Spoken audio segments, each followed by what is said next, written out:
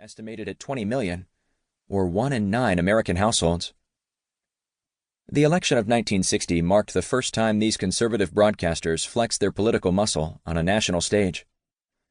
A quick look at chart figure 1.1, which counts the radio stations that aired McIntyre's program, illustrates both the precipitous rise of right-wing radio and the scale of the problem confronting John F. Kennedy.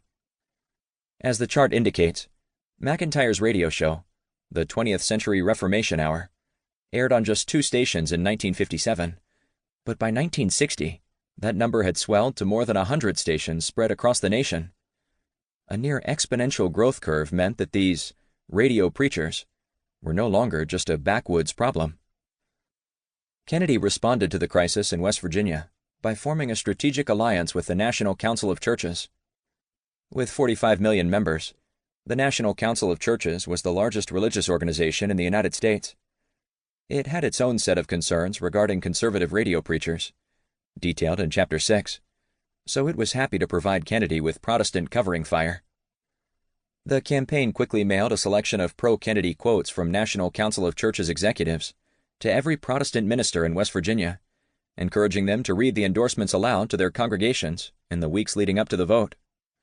The tactic helped Kennedy win the West Virginia primary. Kennedy learned 2 very important lessons from the episode. First, that right-wing radio was a serious political threat. And second, that dealing with these broadcasters required cooperation with allied interest groups. Kennedy would need that kind of help again. The overriding priority of a first-term president is becoming a second-term president. Kennedy had beaten Richard Nixon in the 1960 general election by the thinnest of margins, just 118,574 votes out of the more than 68 million cast, and he expected an equally tough rematch in 1964. But while the West Virginia crisis was Kennedy's first encounter with right-wing radio, it would by no means be his last. Conservative broadcasting continued to grow during Kennedy's term in office. By 1964, Carl McIntyre's program had quadrupled its station count to 480 stations. The threat of right-wing radio had metastasized from a West Virginia problem in 1960 to a national problem by 1964, a situation drawn in sharp relief by maps which show the radio stations airing McIntyre's program during those 2 years. These maps are of interest not only for the sheer number of stations dotting the country, and McIntyre had at least 1 station in all 50 states, though never all at the same time, but also for where they were concentrated. Of McIntyre's 480 stations in 1964, over half, or 262, were in the South. This New Jersey preacher had built a massive audience below the Mason-Dixon line. Indeed, there was a strong correlation between those states with the densest per capita concentrations of right-wing radio stations, like South Carolina, Georgia, Alabama, Mississippi, and Louisiana, and those states that voted for Republican presidential candidate Barry Goldwater in 1964. To the modern eye, the maps may not seem surprising, given half a century of Republican domination in presidential elections in the southern states.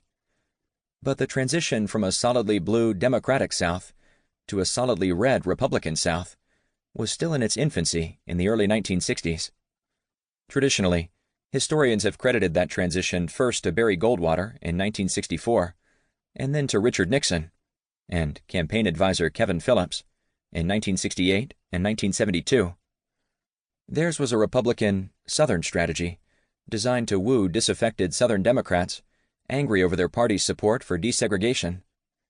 Yet, as this map suggests, the contours of the Southern strategy were laid down years in advance of either candidate. Right-wing broadcasters prepared the way for the rise of the Republican South. President Kennedy knew that these broadcasters posed a serious and growing threat both to his legislative goals and to his hopes of re-election in 1964. Within weeks of his inauguration, the administration had already begun planning for his re-election campaign. Robert F. Kennedy, the new U.S. Attorney General and the president's brother, met with labor union leaders Walter and Victor Reuther multiple times in 1961 to discuss campaign strategy. Robert Kennedy tasked the Reuther brothers with a special mission: find a way to undermine the threat posed by this new political force that had come seemingly out of nowhere, the extreme... To keep listening to this audiobook for free, click the link in the description. It will take you to a free Audible trial where you can listen to this and many other books for free for 30 days.